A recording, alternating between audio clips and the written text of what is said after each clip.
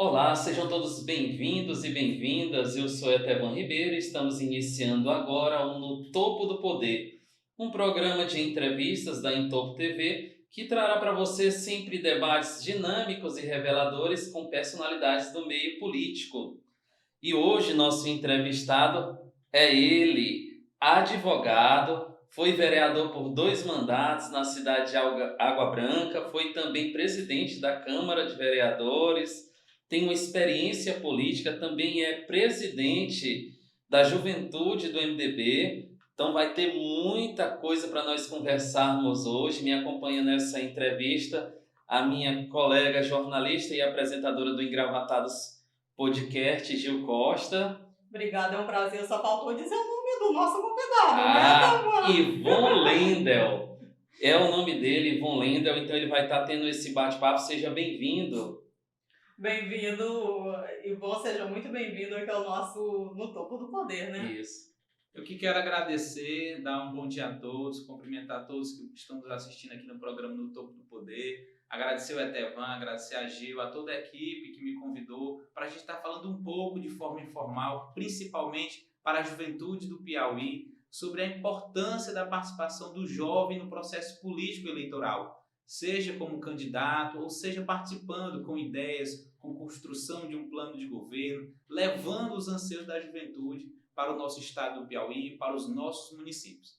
Isso, nós sempre começamos aqui a nossa entrevista, a gente gosta de dizer, a gente começa pelo começo, né? Onde surgiu esse interesse, essa vontade de estar participando da política? Teve influência da família ou foi por conta própria? Até foi uma coisa bem interessante na minha vida. Eu nunca imaginei em ser político, em estar no meio político. Apesar de que eu tenho uma origem política, principalmente uma raiz familiar através do meu pai.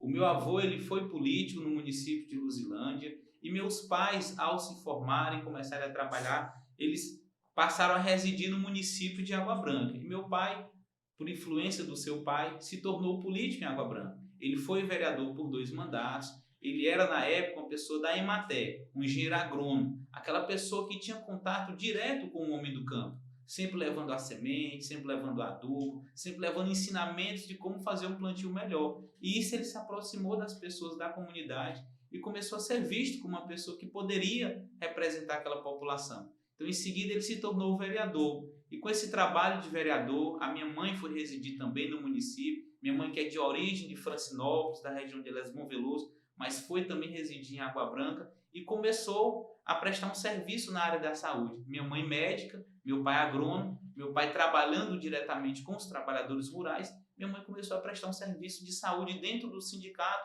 dos trabalhadores rurais. E o trabalhador rural era a principal mão de obra naquela época, nos anos 80, anos 90, nos municípios do Piauí. Então esse contato fez com que meu pai fosse vereador por 2 vezes e logo em seguida minha mãe entrou na política, sendo vice-prefeita.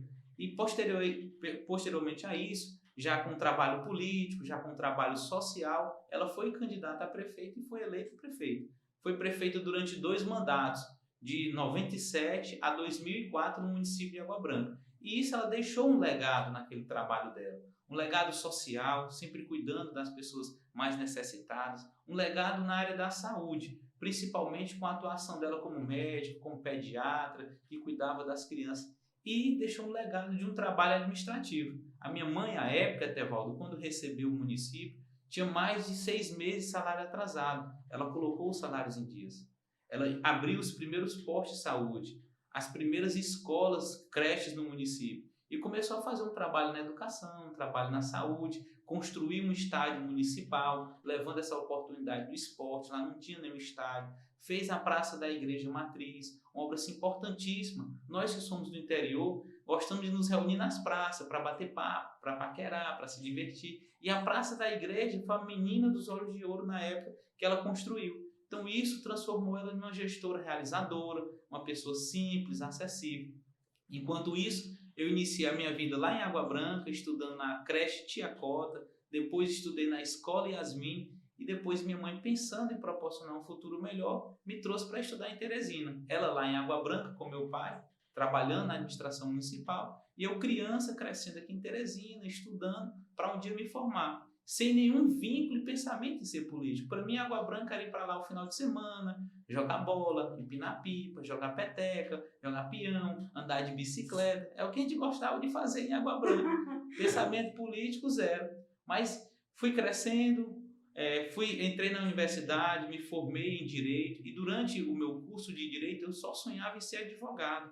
Eu lembro demais que eu fiz um concurso público na Escola Liceu Piauiense para estagiário da Procuradoria-Geral do Estado.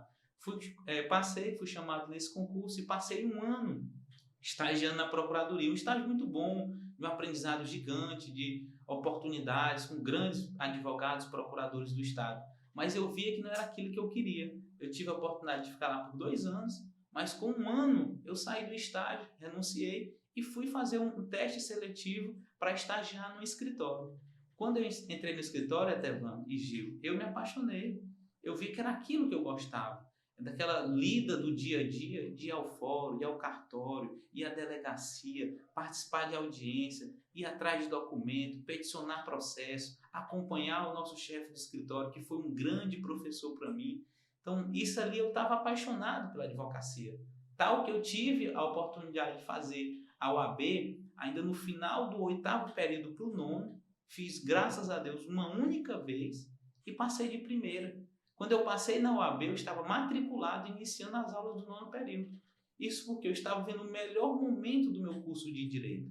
Eu estava na faculdade com bons professores, estava encantado com a vida da advocacia, estagiando num bom escritório, e aquilo ali me fez eu me dedicar para a OAB. Para mim foi uma surpresa, eu nem esperava passar. Eu lembro quando eu me inscrevi num curso chamado Reta Final, que era 15 dias de aula preparatória para a OAB, eu disse, não, eu vou fazer como um teste, aqui ninguém passa de primeira, eu também não vou passar. Fui leve, de cabeça tranquila, e na hora que abriu o resultado da primeira fase, eu passei. Então, a partir daquilo ali, eu criei ânimo para me dedicar para a segunda fase. Me dediquei, tive o apoio do escritório, tive o apoio da minha família. Lembro demais quando eu fui ouvir o meu avô, uma pessoa simples, lá de Francinópolis, homem do campo, homem humilde, trabalhador, que eu tenho orgulho de contar a história dele. Foi candango, foi morar em Brasília, trabalhou na construção de Brasília, e ele com aquele pensamento filosófico, poeta que ele tinha. Ele disse, meu filho, vaqueiro sem gibão não pega boi. Advogado sem OAB não pega causa. Então ele me deu assim, foi mais ou menos isso, uma profecia que ele fez. Vaqueiro sem gibão não pega boi. Advogado sem OAB não pega causa. Vá fazer a OAB. Aí eu me dediquei, ele me abençoou junto com Deus e eu passei na segunda fase. Então, a partir daquilo, me tornei mais apaixonado pelo direito e focado em ser advogado. E nas eleições de 2012, que, respondendo a sua pergunta, o meu pai iria ser candidato a vereador e por um problema eleitoral, numa questão de uma eleição passada, ele teve o registro de candidatura indeferido. Eu sou o filho mais novo, eu tenho outros 2 irmãos. Aí minha mãe me chamou, meu filho, você vai substituir seu pai. Você já passou na OAB, você já está com a vida mais encaminhada. Aquilo para mim foi uma surpresa. Eu nunca imaginei ser político.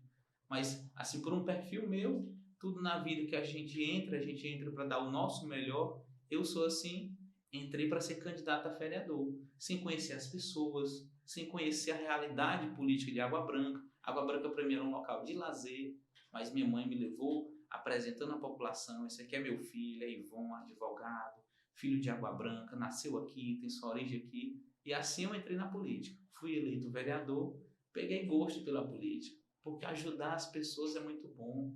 Fazer o bem nos faz bem. E a política de bem é para isso. É para você servir. É para você olhar a pessoa na dificuldade. Se você tiver capacidade de ajudar, você ajudar. É para você ouvir uma pessoa necessitada e ser aquele pessoa que vai acalentar a necessidade dela. Ser o ouvido dela. Receber um pouquinho do problema dela e tentar dar uma palavra amiga. Muitas vezes uma palavra vale mais que a resolutividade de um problema. Então eu comecei nesse mandato de vereador, ouvindo as pessoas, me dedicando, sonhando. Eu pensava que eu ia resolver todos os problemas da cidade. Eu sou vereador, vou resolver tudo. Mas não é assim. A sociedade tem muito problema, o município tem muito problema, mas eu perseverei, trabalhei, me dediquei, passei a ser tido como vereador mais atuante e fui à reeleição. E a prova veio nas urnas. Eu fui o vereador mais votado daquele grupo político. O reconhecimento veio depois com os outros vereadores que me elegeram presidente da Câmara. E assim eu continuei fazendo o trabalho social, mas sempre em busca de trazer o desenvolvimento para Água Branca, em busca de trazer obras, benefícios. Eu fui atrás de trazer calçamento. Eu levei para Água Branca um programa federal chamado Estação da Juventude 2.0. Era um espaço para trabalhar políticas públicas para a juventude. Você é jovem, da periferia, que não tem acesso à internet, não tem acesso a um computador, não tem acesso a um curso de pintura, não tem acesso a nada. Por quê? Porque você fica à margem dos programas sociais da sociedade.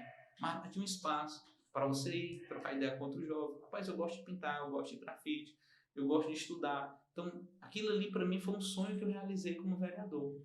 Mas fora isso, como eu falei, levei calçamento, levei um show evangélico. Hoje, os evangélicos são grande parte da população, porque são pessoas que se reúnem com o propósito de ouvir a palavra. Lembro demais, fui muito procurado, levei uma grande festa, uma banda Ação e Louvor, que só orgulha a gente. Levei uma ação social do SESI, em parceria com a Federação das Indústrias, para tirar carteira, para tirar documento, para levar curso de cozinha, para capacitar as pessoas para poder trabalhar. Então são pequenas ações e grandes ações que eu construí, que às vezes ficam no tempo, mas eu tenho certeza daquele trabalho. E isso é uma forma que a gente tem que incentivar a juventude, que eles podem também fazer mais pela sua cidade.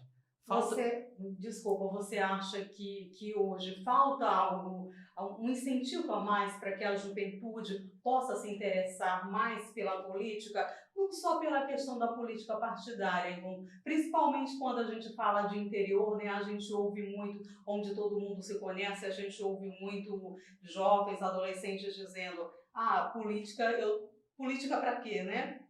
Eu vou votar por isso, vou votar por aquilo, então eu vou deixar para pensar em política mais adiante, sou muito jovem. Você teve essa experiência nesse início aí da sua caminhada política e falta um incentivo, você que é presidente estadual do MDB da Juventude, né? Falta esse incentivo para que os jovens possam ter um olharzinho diferenciado para a política, tudo que rege a nossa sociedade? Falta o incentivo e falta a inspiração do jovem. Eu acho que a nossa geração, essa nossa juventude, poucas pessoas se interessam pelo coletivo. Aqueles que se interessam estão participando dos movimentos sociais, dos movimentos políticos, seja defendendo a direita, seja defendendo a esquerda. Mas os bons jovens, hoje, eles não se preocupam mais com a sociedade. Eles estão mais preocupados com o seu eu, com a sua formação, com o seu trabalho. E eu acho que para fazer uma mudança na política, precisa do incentivo partidário, e o partido está aí para isso. O MDB implantou no ano de 2020 1% do fundo partidário para a juventude. Todo jovem que foi candidato a vereador, a vice-prefeito, a prefeito no Brasil pelo MDB recebeu o fundo partidário, que é um incentivo financeiro para você se sentir contemplado por aquele partido. É pouco? É, mas mostra que a juventude é valorizada. Então esse incentivo já é um passo muito grande. O que falta é justamente, às vezes, o interesse dos bons. Nós temos boas pessoas dentro das faculdades, mas eles estão preocupados em se formar e ser um bom profissional. Nós temos boas pessoas dentro das escolas, elas estão preocupadas somente em se formar e ser um bom profissional. Então, quando você pega boas pessoas, a pessoa que tem uma capacidade intelectual, não só uma inteligência para números, para a ciência, para a saúde, para a história, mas uma inteligência social, de entender a necessidade das pessoas, de levantar uma bandeira que muitas vezes está esquecida pelos políticos mais experientes. Às vezes você vê uma bandeira que está hoje em ascensão, que é a causa animal. Por quê? Porque o animal é aquela pessoa mais próxima, aquele, como é que eu posso dizer, ser vivo mais próximo do ser humano, depois de outro ser da mesma espécie. Então, por que não proteger os animais que estão ali próximo da gente para nos dar carinho, nos dar afeto? Então, é uma bandeira hoje em ascensão. Quem é que tem mais a proximidade da causa animal? É uma criança, que às vezes trata o animal como se fosse um filho, um irmão. É um jovem, que às vezes trata o animal como se fosse um filho. A pessoa adulta também pode ter esse mesmo sentimento, mas quem representa mais essa proximidade são os jovens. Então, muitas vezes, eu acho que falta o incentivo, mas principalmente falta a inspiração. A gente coloca isso, né, porque as grandes transformações do nosso país, aliás, de uma forma geral, da sociedade mundial, tem a participação da juventude, né? Tá ali, a gente tem, por exemplo, direta já aqui no Brasil, a gente tem aquelas manifestações de 2013. Durante a pandemia, a gente teve, principalmente começando lá nos Estados Unidos, né, o movimento, né, Vidas Negras Importam, que chegou, que percorreu todo o mundo, e o jovem está ali, né, está participando. O que você desculpa, até botou o teu momento aqui, mas a gente continua. O que você, como presidente estadual do MDB jovem, tem feito para que essa inspiração tá ali, né? Chega um quentinho ali do coração desse jovem para que ele se interesse? Etevan, a Gil disse tudo. Quem faz acontecer desde a antiguidade são os jovens. Quem vai para a rua, que hoje é quem vai para a internet. Sim. Quem vai fazer os movimentos, quem levanta a bandeira. Por isso que o núcleo da juventude é tido como o núcleo brilhante do MDB. Porque na hora que precisa ir para o embate, para as manifestações, seja ela virtual ou presencial, quem vai é o jovem. Eu repito o que eu te disse, eu acho que a gente precisa ter uma inspiração. Eu vou colocar meu nome à disposição do povo do Piauí. Vai ser difícil derrotar esses grandes, vai ser difícil competir com esses grandes, vai. Mas muitas vezes pode aparecer uma luz. Aquele jovem pode ser tido como uma pessoa que levanta uma bandeira. Nós temos um exemplo aqui em Teresina. Nós temos uma vereadora que foi eleita, se eu não me engano, ela tem 23 ou 24 anos, muito jovem. Eu acredito que é a mais jovem da Câmara Municipal de Teresina, que ela teve a inspiração de levantar uma causa, a causa animal. E hoje está uma vereadora com um mandato aprovado. Então isso mostra que ela teve a coragem. Então o jovem, ele vai para a internet, ele vai para as ruas, ele se manifesta, ele fala de política no bar, fala no campo de futebol, fala na escola, fala em casa. Ele está 24 horas debatendo a política. Ele fala na internet, ele fala da esquerda, fala da direita, critica, dá opinião, mas falta ele ter coragem e dizer assim, gente, vamos lançar uma candidatura aqui no nosso grupo. Eu acho que o partido vai estar ali para apoiar. Vai ser diferente de um apoio de uma candidatura tradicional? Provavelmente. Mas pode ser que tenha um apreço popular. Os grandes líderes, Gil, eles nasceram das ruas. Por que hoje existe dois polos? O polo presidente e um polo de oposição, que são as únicas pessoas que levam pessoas para as ruas. Se você for olhar, muitas vezes os jovens que nascem de uma origem familiar, eles não têm muitas vezes uma carreira popular, a não ser que ele vá construir a carreira popular dele. A não ser que ele esteja todo o tempo na mídia, levando muitas vezes causas de impacto. Muitas vezes a pessoa gosta de ouvir uma notícia chocante. Aquele jovem ali brigou, surrou uma pessoa, mas estava surrando porque a pessoa tinha batido numa mulher. Aí aquilo ali causa um impacto. Aí ele se torna, aqui entre nós, um herói, uma pessoa que defendeu uma causa nobre. E os nossos jovens está faltando isso, essa inspiração de ser candidato. Eu fui entrevistado agora há pouco pelo portal e ele me perguntando se eu seria candidato a deputado estadual, candidato a alguma coisa. Vontade, desejo, esperança, sentimento, tudo isso eu tenho. Está faltando essa inspiração em mim. A mesma que eu estou cobrando de outros jovens está faltando em mim. Assim, por todo um sistema político que existe. Eu acho que se uma pessoa vier para mim, eu quero ser candidato. Toda informação que eu puder dar, toda ajuda, toda palavra, toda porta que eu puder abrir, eu vou fazer isso. É o mínimo que eu posso fazer pela juventude. Isso. Aqui a gente vê que, como a própria Bíblia diz, né? Existe um tempo para cada coisa. A gente vai vivendo um momento agora que a gente pode dizer assim, será se esse realmente é o tempo certo para a juventude? Que tudo está girando em torno da juventude. A gente vê os grandes debates agora políticos, eles iniciam nas redes sociais. Aquilo que acontece nas redes sociais, os parlamentares levam para tribuna. E quem é que mais tem intimidade com as redes sociais? É a juventude. A juventude tem.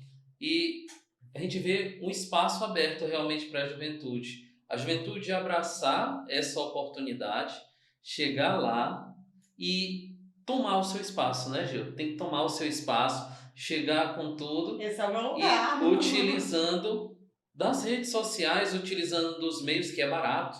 A rede social é barata para o Gratuito, né? jovem, é gratuita. E aí, você falou tudo que precisa a decisão do jovem, daquele grupo. A gente vê muita discussão política. Claro, algumas vezes a gente vê que precisa evoluir o discurso da Sim. política dentro da juventude. Mas a Ju falou e a gente insiste, né? Essa inspiração também não parte, muitas vezes, do incentivo dos partidos políticos, começando dentro das escolas, com os grêmios estudantis, das universidades, com os CEAs, os DCEs, para estimular realmente uma candidatura para cargos eletivos dentro da nossa cidade. Falta esse incentivo dos partidos? Existe dentro do próprio MDB o programa chamado MDB Estudantil, que é justamente ele ir para dentro das universidades, das faculdades, das escolas estaduais que têm até o 3º ano, para descobrir aquelas pessoas que são militantes políticos, que são pessoas que conseguem levar outros, que ter seguidores. Então esse é um programa que a gente quer fazer com que o jovem se desperte o interesse de, a partir da universidade, ele ir para a política. Agora, eu concordo, falta um pouco de ação do partido. O partido ele é mais preocupado para manter aquelas pessoas que estão no poder, para trabalhar por essas pessoas que continuam na linha de frente do partido, mas não deixe de ter o espaço para essa juventude, não. Eu estou aqui como representante do MDB Jovem no estado do Piauí. Hoje, eu estou eleito pelo Nordeste como vice-presidente nacional da juventude do MDB, que é o partido que tem, eu estava falando agora há pouco, que tem núcleo de juventude nos 27 estados do Distrito Federal, que tem uma juventude organizada e mobilizada em todo o Brasil. A gente, por exemplo, vai ser um pré-lançamento de uma candidatura presidenciável, como teve no passado do Henrique Meirelles, como hoje o MDB trabalha o nome da senadora Simone Tebet, do Mato Grosso, que faz um grande trabalho no Senado Federal, principalmente na CPI da pandemia. Se o MDB decidir que ela vai ser candidata, os 27 estados e o Distrito Federal vai mobilizar uma campanha na rede social. E a gente precisa da rede social e das pessoas. Os jovens que estão falando de política estão dentro das faculdades, como eu falei, estão ali no primeiro emprego, são pessoas que estão no campo de futebol, no barzinho. Então a gente vai ter que pulverizar, trabalhar a política em todos os campos. Com relação à inspiração, nós estamos aqui inspirando ele. Eu fui candidato a vereador com 23 anos para inspirar outros jovens. Na minha reeleição em 2016, eu consegui, a partir do diálogo e mostrando que eu pude ser eleito vereador, trazer mais 2 jovens para serem vereador no MDB. 2 jovens que foram candidatos e foram eleitos. Então ali foi como? Eu estou lá, um jovem de 23 anos eleito vereador. Você aí que é envolvido com a turma do futebol, você tem uma bandeira. Tem pessoas que lhe seguem. Você patrocina jogo, você leva uma bola de futebol, você leva o juiz, você organiza o jogo, você organiza a premiação, organiza a equipe. Seja candidato, converse com a turma do esporte. Você que é envolvido com o outro que foi candidato, envolvido com comércio, é empreendedor, que tem uma bandeira que social junto ao empreendimento, que você, através do comércio, você ajuda as pessoas, seja candidato. Então, esse incentivo a gente está aqui para dar. O que eu sinto como jovem, tem o lado do partido? Tem. Acho que falta o partido olhar mais. Mas o que eu sinto como jovem é o desinteresse da juventude para disputar um mandato eleitoral. Principalmente pela dificuldade de competitividade. Isso acontece mais no Nordeste, em estados menores. Se você olhar a realidade de São Paulo, do Rio de Janeiro, a gente tem um exemplo de um deputado estadual, vereador e deputado federal de São Paulo. Ele começou com 19 anos, com uma bandeira nas favelas, naquela periferia de São Paulo. Hoje ele é deputado federal, ele foi vereador e pulou para deputado federal, com discurso de trabalho. Tem um exemplo de uma jovem, Tabata Amaral, mesma coisa, ela é paraibana, mas é uma pessoa inteligentíssima, estudiosa, escritora, foi estudar em São Paulo, hoje é deputada federal por São Paulo. Então, nos grandes centros, é mais fácil você levar a mensagem de juventude. Nos estados menores, que as pessoas são mais próximas umas das outras, para você ter uma candidatura de juventude, você tem que ter uma bandeira. O exemplo Fatanandra, que conseguiu aqui em Teresina. Ela levou a bandeira da causa animal. E hoje ela é uma vereadora de destaque. Então, o que eu acho que eu levaria se eu fosse palestrar, conversar com jovens dentro da universidade? A primeira coisa é você ter um interesse. Poxa, eu acho que eu posso colaborar com o sistema político eleitoral no meu estado ou no meu município. Ah, mas eu não tenho apoio, precisa de dinheiro, precisa de fundo partidário, precisa de um partido grande, precisa de legenda, precisa eu derrotar um que já está no poder, que isso tudo é difícil. Mas se você não disputar, não colocar seu nome, não tiver um discurso, não levantar a bandeira, o que precisa não vai precisar de nada, você nem entrou na disputa. Então eu fui candidato a vice-prefeito agora. Eu estava com meu mandato de vereador garantido para me ser reeleito. Senão eu quero ser candidato a prefeito. E lancei minha candidatura a prefeito. Correndo o risco de perder. Como aconteceu que eu terminei indo para vice e perdi. Mas se eu ficasse como vereador, eu acho que eu já tinha cumprido o meu papel. Eu acho que eu não conseguiria avançar mais como vereador. Aí coloquei meu nome à disposição da população de Água Branca como prefeito. Fizemos pesquisas de dezembro a março. Tinha um nome melhor. Pela minha juventude e pela experiência do nome que estava melhor que o meu, não vou dar um passo para trás, para quem sabe no futuro dar 2 para frente. Eu vou ser o vice, eu só tenho 32 anos, o nome que está melhor que o meu tem 65 anos, 64, ele é mais experiente, ele vai de prefeito, eu vou de vice. E foi uma eleição competitiva, que era a experiência com a juventude, ele conhecia todo mundo pelo nome, ia me ensinando. Isso aqui é fulano. Quando a gente ia para a rede social, que o jovem tem mais facilidade, vamos fazer uma selfie, vamos fazer um vídeo, vamos fazer uma chamada. Então, ali foi uma campanha belíssima, admirada pela população da nossa cidade, que nós estávamos vitoriosos até o dia da eleição. Que a gente foi contra a prefeitura, contra o poder público, contra uma série de fatores. A diferença foi mínima ali, 8 votos. 8 votos. O que faltou ali, assim, na tua percepção hoje? Qual foi o detalhe, né, que vocês perderam essa eleição? Porque foi realmente mínimo esse... O sistema político eleitoral ele favorece quem está no poder. Nós éramos oposição. A gente ia contra um candidato que só funcionário tinha mais de 1.000 na prefeitura, que tinha o apoio do governo do estado, mais de 100 funcionários do estado. Então, eu não emprego ninguém e você emprega 1.000 pessoas. Você já sai com um grupo de 1.000 pessoas lhe acompanhando. Porque hoje, você estar no poder, você empregar uma família numa cidade do interior, que é a única renda para você pagar a água, a luz, colocar comida dentro de casa, ter uma condição básica de sobrevivência, é o salário mínimo, a pessoa se apega àquilo no interesse político. A gente sabe dessa realidade. Isso é uma realidade do Piauí, do Nordeste. Qual é a coisa que você mais preserva hoje dentro da sua casa? Primeiro é a sua família. Depois é a sua renda. É você ter condição de botar um prato de arroz dentro de casa. É você ter condição de chegar ao talão e você pagar. Então, as pessoas no Piauí, no Nordeste, são assim. É um instinto de sobrevivência. Então, a nossa eleição foi uma eleição vitoriosa. A gente estava com tudo para ganhar a eleição toda, todas as pesquisas que saíam na mídia, nós tínhamos mais de 10 pontos na frente, se representava mais de 1.000 votos. Na semana, faltando 15 dias para a eleição, um ato jurídico, nosso candidato não pôde ser candidato, foi substituído pela mulher. Fizemos uma pesquisa uma semana depois, continuamos liderando, tivemos uma queda, mas continuamos liderando por 8 pontos, que representava mais ou menos 900 a 1.000 votos, uma folga dentro de uma cidade grande. Mas quando chegou a semana da eleição, Gil, parecia uma avalanche. O nosso adversário, apoiando o sobrinho, o prefeito apoiando o sobrinho, né, com apoio do governo, com apoio da prefeitura.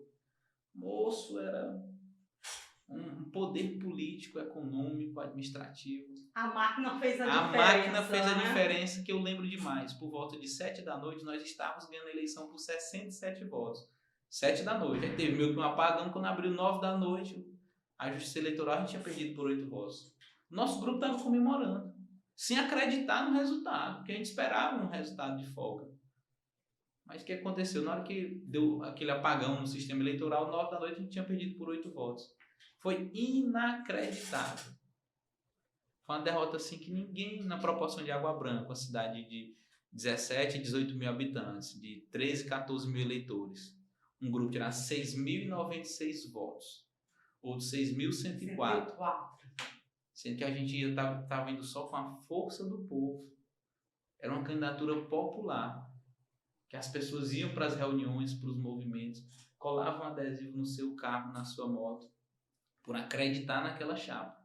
O nosso concorrente, 1.000 funcionários, muito dinheiro, muita obra, muito fornecedor, muita gente que prestava um serviço indireto. Então ele tinha os admiradores da chapa dele, tinha. Mas a gente tem plena consciência que o povo estava com a gente. Quem que tinha o poder econômico de influenciar financeiramente o resultado da eleição? Era a prefeitura, o poder. Mas isso aí é coisa que a gente aprende, né? Mas E um a aprendizado. gente pega falando de Água Branca, chegando lá, esse desejo de se candidatar a prefeito, foi para vice-prefeito, mas parte muito da experiência como vereador, né? O vereador é aquele político que a gente pode dizer que é mais próximo do povo. 100%. E chegam as demandas, e daquelas demandas que chegavam para o senhor como vereador, que precisa melhorar em Água Branca? Etevan, excelente pergunta. Hoje, as coisas, Gil, acontecem nos municípios. O recurso, existe no Brasil uma disparidade sobre os investimentos dos recursos. Os recursos estão em Brasília, mas as pessoas moram nos municípios. Então a gente tem que aguardar os recursos via governo federal, via governo estadual. Então, para nós de Água Branca, que é uma cidade desenvolvida, é uma cidade próxima da capital, é uma cidade que tem um comércio pujante, é uma cidade jovem, mas que a sua juventude a tornou a capital econômica do meio de Parnaíba. É uma cidade que foi bem administrada, teve bons prefeitos. Teve o Zito, ex-prefeito, um bom prefeito, a doutora Luzia, um bom prefeito. E o prefeito que saiu recentemente era um bom administrador, era um cara equilibrado, organizado. E tem uma população trabalhadora. É uma cidade que tem um comércio muito forte. A riqueza de Água Branca é o comércio. Ela é tida como a capital econômica do Médio Parnaíba, porque tem um comércio que abastece toda a região. O Médio Parnaíba é composto por 19 municípios. Desses 19, eu não tenho dúvida de dizer que 10 municípios frequentam Água Branca semanalmente. Para ir no Banco do Brasil, na Caixa Econômica, no Banco do Nordeste, para ir no hospital regional, para levar o filho para estudar numa escola que tem um ensino melhor em Água Branca, para comprar uma moto, comprar um carro, fazer um supermercado, comprar um medicamento, comprar um material de construção. Então isso tornou Água Branca a capital econômica do Médio Parnaíba, que abastece toda a região. Mas o que falta em Água Branca? Respondendo a sua pergunta, saúde. Hoje as pessoas têm dificuldade no acesso à saúde, principalmente na saúde de médicos e especialistas. Vamos supor que lá tem os postos de saúde, tem as unidades básicas de saúde, tem as equipes de saúde da família. Mas muitas vezes a pessoa precisa de um médico pediatra, porque o médico clínico geral não conseguiu atender. Água Branca até pouco tempo não tinha, não sei se hoje está tendo. Precisa de um médico otorrino para fazer uma consulta de garganta, uma consulta de ouvido, para cuidar daquela especialidade. Precisa de um médico oftalmologista, cardiologista, precisa muito. Água Branca é uma cidade que tem 2 lojas de moto que abastece toda a região, que facilitou o acesso daquela pessoa de um menor poder econômico comprar uma moto. Precisa muito de um ortopedista, porque toda hora tem uma queda, quebra um braço, quebra uma perna, quebra um osso e tem que vir para Teresina, e isso torna o sistema de saúde ineficiente, porque todo o Piauí, que a Água Branca não é diferente, manda as pessoas para Teresina. Então Teresina fica sobrecarregada. Eu lembro de palavras do ex-prefeito Firmino, que ele gastava mais de 60% da receita da saúde para manter o HUT, que não era manter o povo de Teresina, era manter o povo do Piauí. Então precisa de mais saúde, precisa de mais atendimento assistencialista. Etevan, Gil, a gente não acredita nisso. Mas tem pessoa que passa fome no interior. Tem pessoa que você dá uma cesta básica de R$70, você está dando o maior presente do mundo para ela. Tem pessoa que cozinha a lenha.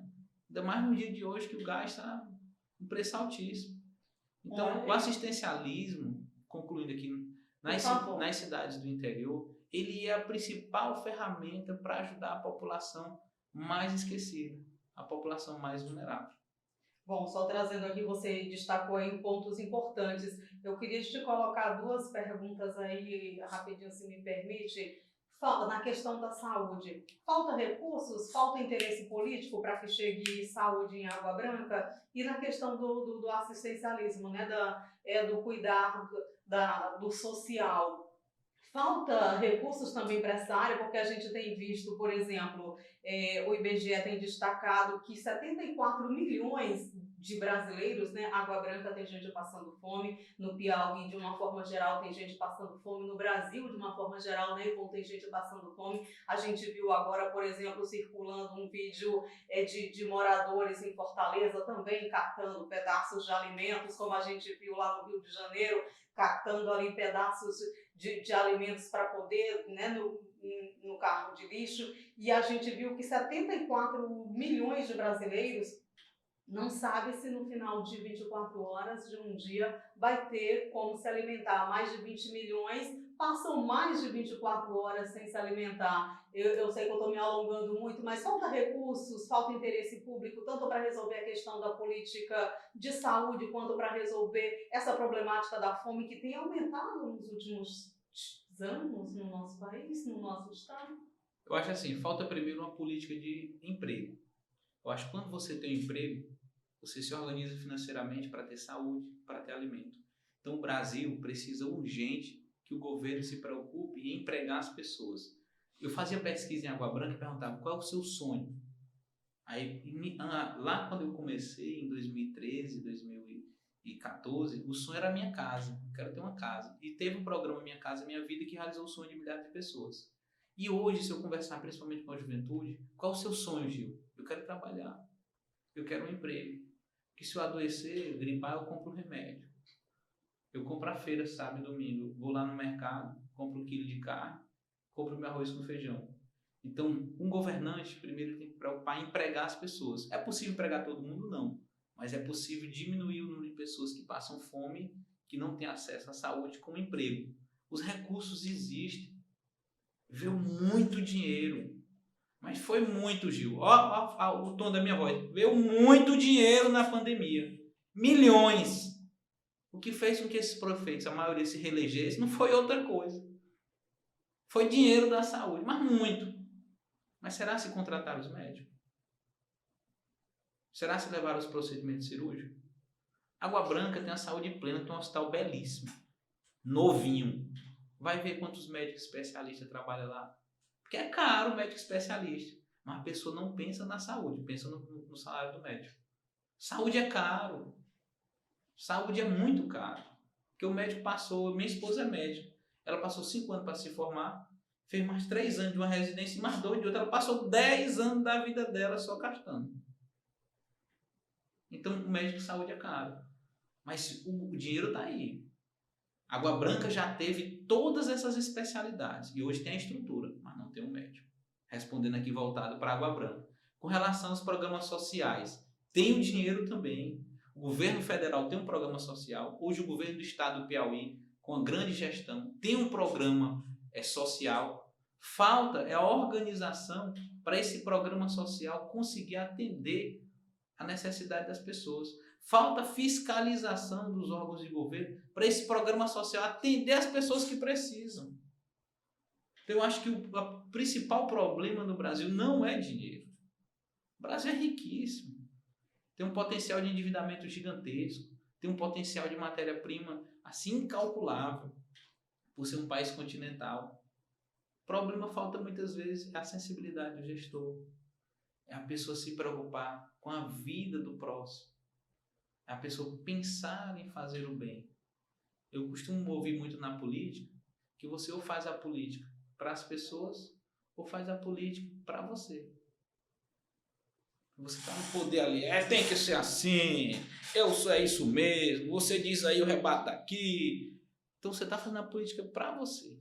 Agora, se você faz a política social, você diminui. Vai resolver o problema do Brasil? Eu acho que vai demorar anos. É cultural. A gente foi colonizado assim. Não é fácil. Não vou dizer que vai ter um salvador da pátria e nem uma pessoa que está acabando com o Brasil. Muita gente fazendo política em causa própria. Ele herda... e tem muitos políticos que fazem política 24 horas em cima do palanque. Pô, tu ganhou a eleição? Faz tua bandeira. Eu quando eu estava vereador em Água Branca, eu consegui, junto ao Ministério da Saúde, 626 mil reais em equipamentos. Nenhum me serviu. Eu consegui para o povo de Água Branca ter um eletrocardiograma, ter uma estrutura melhor no hospital para cuidar da saúde deles. É a mesma coisa a Estação da Juventude. Está servindo ao jovem de Água Branca. Então, se você fizer a política para servir você deixa de servir as pessoas. Então, na minha avaliação, não falta dinheiro para a saúde e não falta dinheiro para o social. Vai ser possível resolver o problema da saúde e o social com o dinheiro que tem? É difícil, é um problema continental. Mas vai amenizar. E a política número 1 que você deveria implantar no Brasil é a política de geração de emprego. Nós tínhamos, Gil, e até um programa lá, que era o Fundo Municipal de Desenvolvimento Econômico. Era pegar os recursos do município, de recursos tributários municipais, o IPTU, a porcentagem do ICMS, a porcentagem do ISS, e devolver esse dinheiro para a Gil ser uma empreendedora. A Gil, ela gosta de costurar. Não. A Gil, ela gosta de fazer bolo. Não, a Gil gosta de cortar cabelo. Não, a Gil é manicure. Não, a Gil, ela tem um curso técnico em fisioterapia. Então, Gil, faz um programazinho do que tu pode empreender. E o custo. Para me fazer aqui uma oficina de costura, eu vou precisar de 5 mil reais, de 10 mil. Gil, a prefeitura vai te doar isso aí para você ser uma empreendedora e você ter sua renda. Depois que você se estabilizar, a prefeitura vai ter um fiscal para saber se você comprou maquinário, saber sua produção, fazer uma planilha.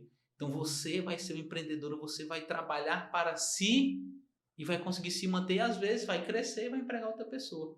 Então a solução do Brasil ela não é simples, mas uma delas para você dar dignidade para as pessoas é gerar emprego. Eu fiquei desempregado em dezembro. Apesar de ser advogado, não estava advogando. Eu perdi um mandato de vereador, não fui eleito vice-prefeito e fiquei preocupado. Meu Deus, estou desempregado. O que eu vou fazer para pagar minhas contas, meu boleto, minhas prestações?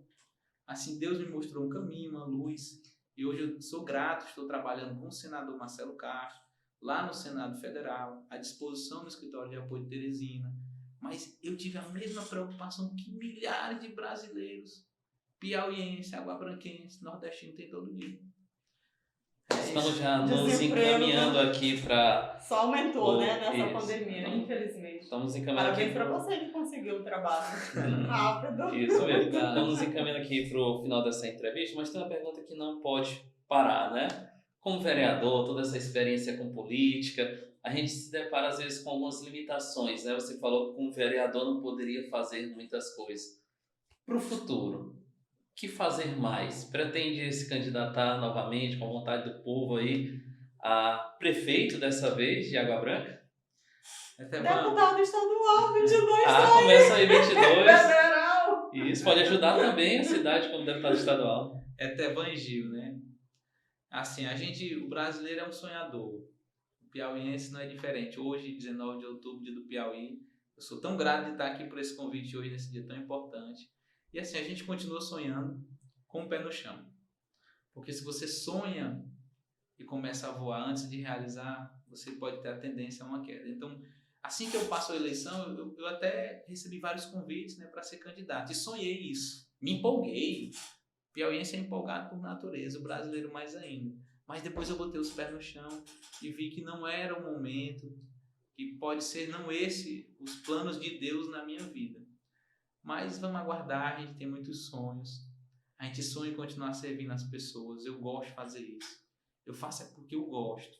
A política não me deu nada mais do que eu teria fora da política. Eu acho que pelo contrário.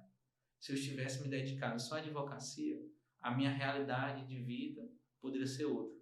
Mas eu poderia não ser feliz, como eu sou hoje na política. A minha esposa me diz isso direto, que eu me dedico demais, eu me dou demais e recebo de volta de menos. Mas o que eu recebo de volta muitas vezes é um sorriso, é um muito obrigado, é uma gratidão, é um sentimento que emociona a gente. Então eu faço isso não só pelo lado financeiro, mas pelo lado que a gente gosta de fazer. Então vamos deixar o sonho para o futuro, quem sabe 2022, que eu acho remotíssimo. Agora 2024 é um sonho, é um projeto político que a gente tem. Vai acontecer? Vai depender primeiro lá do povo de Água Branca. se meu nome vai estar bem, vai estar vivo, se as pessoas me querem como administrador da cidade. E segundo, da nossa dedicação, do nosso trabalho pela cidade. Só para finalizar, já dizendo para o futuro, para prefeito. Me permite, antes de você Pode finalizar, por favor. A gente ouve muitos políticos, muitas pessoas públicas, e sempre falam que eu estou nesse universo da política por uma missão. Você, quando fala da política, vem um brilho especial no olhar, né? Assim também quando fala da advocacia. Olhando aqui hoje, fazendo um recorte, se é que nós podemos dizer assim, de água branca dessa sua trajetória, desde o início da sua vida pública. Qual foi o momento assim que mais te emocionou, o momento que mais te deixou triste? Bom, já que você finaliza. Eu acho que não, mulher, essa pergunta é muito difícil. Eu tive muitas emoções. Acho que quando eu consegui levar os equipamentos para o hospital, que eu vou ajudar a vida das pessoas, é uma emoção. Quando a gente inaugurou a Estação da Juventude, que eu vou transformar a vida de jovens, é uma emoção. Quando a gente entrega, eu tive uma emoção gigantesca, Gil. Eu fui presidente da Câmara e eu mudei a história da Câmara. Eu reformei, eu modernizei, eu criei transmissão ao vivo, eu comprei todos os móveis, eu comprei um carro, comprei uma moto. E Gil, eu fui presidente da Câmara durante um ano, eu não tirei uma diária. Fui presidente da Câmara durante um ano, eu não desviei um centavo. Pelo contrário, eu cheguei a tirar do bolso para atender alguma necessidade, que eu tinha um projeto maior. Para a gente ter as coisas dentro de casa, para tu comprar uma TV nova, tu tem que economizar para ter dinheiro para comprar. No poder público, a mesma coisa. Quando eu botei os pés como presidente, eu vou planejar. Qual é a minha prioridade? Chamei os vereadores. Vereadores, qual é a prioridade de vocês para eu trazer para a Câmara? É todos um carro novo. Vou conseguir. Consegue nada, todos que passei prometem. Janeiro eu economizei R$11 mil, fevereiro 12 mil, em março 10, 12 mil, 14. Eu sei que quando eu cheguei em julho eu tinha o dinheiro de comprar o carro. À vista. Em julho eu tinha economizado quase R$50 mil. Em agosto eu comprei um carro zero. Aí eu planejei, agora eu vou economizar para me transformar o prédio, modernizar. Se vocês tiverem curiosidade, entre na internet e vejam lá como é a Câmara Municipal de Água Branca. Toda no vidro, toda no porcelanato, toda climatizada, todo mobiliário novo. Aquilo ali foi esse jovem aqui que economizou o dinheiro e comprou tudo novo. Já tivemos essa curiosidade. Então aquilo ali foi uma coisa que marcou a minha vida. Agora teve muitas emoções. E assim, o que me deixou mais triste foi o resultado da eleição. Primeiro, eu acho que eu não esperava aquele resultado, né, da eleição agora de 2020. Segundo, foi uma surpresa assim, muito grande. E a forma como aconteceu. A gente estava tranquilo, se sentindo favorito, vitorioso, acreditando no povo de Água Branca. Mas as pessoas são vulneráveis, Eterno. Quando chega o poder financeiro, o poder econômico, aquela pessoa que quer votar em ti, ela deixa de votar pela necessidade. Isso é uma triste realidade da política brasileira. A nível nacional, mais forte no Nordeste. O cara quer votar em ti, ele é teu amigo. Mas chega uma pessoa oferecendo uma vantagem para ele. Ele deixa de fazer a vontade dele para receber a vantagem do outro. Então o resultado da eleição para mim foi assim, uma tristeza muito grande. Eu, o Zito, a Margarete e todos aqueles que fazem aquele grupo ficarmos perplexos. E a população de Água Branca ainda hoje não acredita nesse resultado. Você andava na cidade que só via adesivo do 10. Que todo mundo dizia que ia votar no 10. Todo mundo, eu estou generalizando, mais de 50% da população. Era claro isso aí, era visível, notório, perceptível. De olhos fechados. E o resultado foi outro. Então isso me entristece muito. Estamos já chegando ao final desse bate-papo, vamos dizer, não uma entrevista, né? Vamos dizer um bate-papo aqui com Ivon Lendel, que trouxe um bate-papo leve, né? Sobre política, sobre as suas experiências. Então você que está nos acompanhando, já aproveite, já nos siga aí, se inscreva no canal, pode ir lá no Instagram também, nos seguir lá na nossa página do No Topo do Poder, que sempre vai ter coisas novas para você. E falar pro Ivon Lendel, advogado, ex-vereador, presidente, já foi presidente também da Câmara Municipal, uma vasta experiência política, que na realidade a gente tem que ter foco, como você falou, né? Bons exemplos.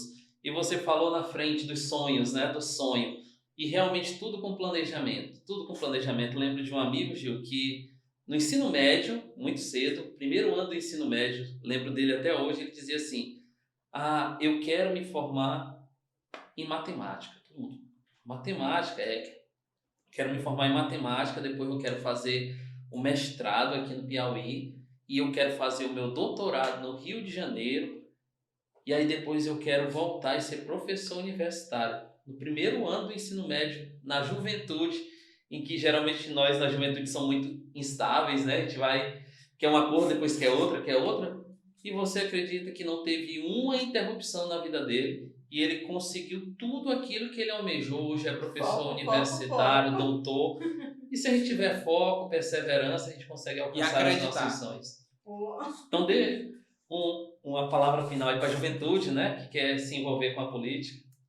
Mais uma vez agradecer estar aqui com vocês e olhando para essa câmera, o que eu queria dizer para todo jovem. Nós sonhamos cada vez mais em um mundo melhor.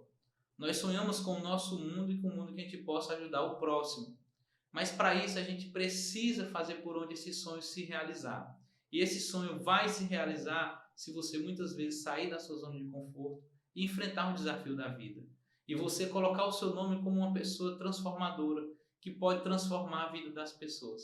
Seja em qualquer âmbito da sua vida, seja no âmbito da sua vida profissional, da sua vida familiar ou da sua vida pública. Se você tem um sentimento de liderança, se as pessoas gostam de lhe ouvir, se você inspira outras pessoas, se você é uma pessoa de bem, que quer fazer o bem pelo próximo, que pensa no coletivo, reflita sobre a participação no processo eleitoral, ou sendo candidato, ou escolhendo uma pessoa que lhe representa para incentivar ela a ser candidata, para trabalhar para ela, para ajudar ela, para dizer, eu quero te ajudar, eu quero divulgar tuas coisas, eu quero participar do teu movimento, eu quero te apoiar. Nós precisamos dessa renovação. E não vai ser os velhos políticos, os experientes que vão atrás de vocês, não. Porque muitas vezes ele já tem outras pessoas que ele quer colocar para renovar o mandato deles. Você que está aí, que vai nos assistir, que vem do movimento estudantil, que vem da periferia, que conhece a realidade no e cru de quem mais precisa do poder público, seja candidato, procure uma pessoa para lhe representar, enfrente esse desafio. Não é fácil, quer dizer, é fácil eu estar falando, é difícil isso acontecer, mas reflita, procure como você pode ajudar sua cidade, o seu estado, o seu país, tá bom? Essa é a minha mensagem, muito obrigado. Eu falei demais hoje aqui. Não, fica isso, agradecemos a sua disponibilidade por estar aqui. Fica a dica aí para você que está em casa, desse incentivo jovem. Também agradecer a minha colega, minha companheira aqui de programa, Gil Costa, né, que também apresenta o Engravatados Podcast. Se você quer saber mais aí dos deputados, senadores, do jurídico também, do mundo jurídico, pode também ir lá no Engravatados Podcast, lá no YouTube, se inscreva no canal, participe também, vá lá no YouTube da Intop TV, que sempre vai ter novidades para você. Teremos o Kung daqui a pouco aí, voltado para a juventude, o Kung que trará toda essa cultura nerd, geek, de jogos. Falamos que tá aí. Tanto em juventude hoje, né? Isso, que não pode deixar o Kung de fora, né? O Kung vai estar estreando em breve também na Intop TV. Então, se você quer saber quando, permaneça ligado conosco que vai ter. Então, tchau, tchau. Obrigado pela presença de todos. Até a próxima.